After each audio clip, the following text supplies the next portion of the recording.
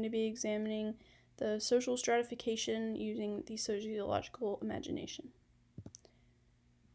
First off, I'm going to start by defining sociology. Sociology is the scientific study of society, human behavior, and the patterns of these social relationships.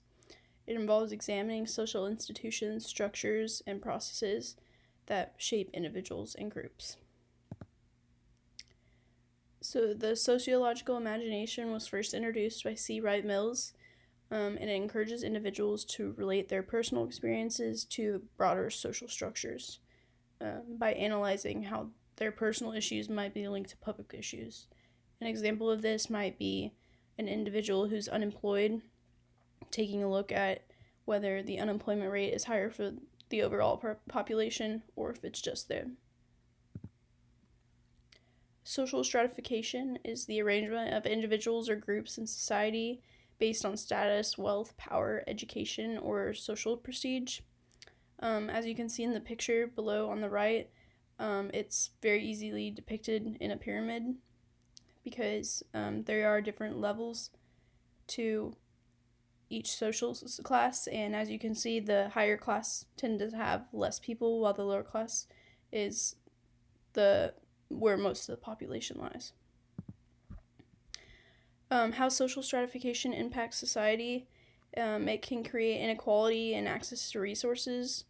For example, those that don't have as much money may not be able to pay for college, and therefore this limits their education and keeps them from being able to move up or down classes, which leads me to social mobility, which is the ability to move up and down these classes and not being just stuck in the class that you're born into.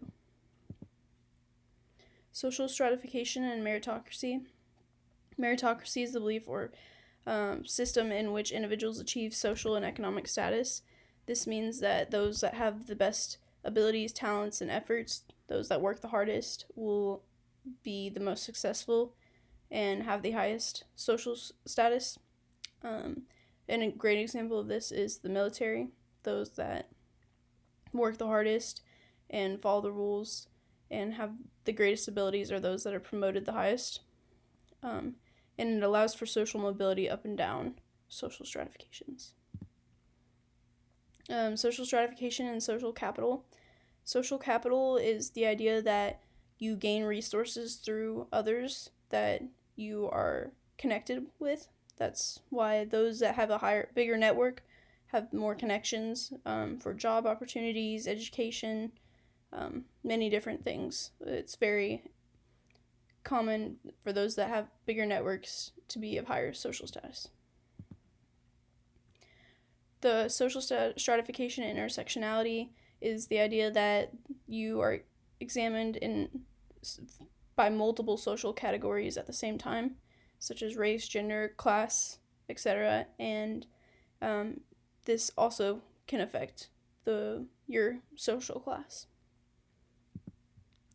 Structural functionalism is a theory that we can examine social stratification by, and it states that it's functionally necessary in society because it allows for those that have more talents to be of higher status than those of lower talents. And then this also creates a motivation and incentive because those that don't like what class they're in have the ability to work harder and improve their social status. And those that don't work hard can be lowered. And it creates a sense of social order and stability, which you can see in the pyramid structure from the previous slide. Thank you, and I hope you understand social stratification better, especially through the sociological imagination perspective. Thank you.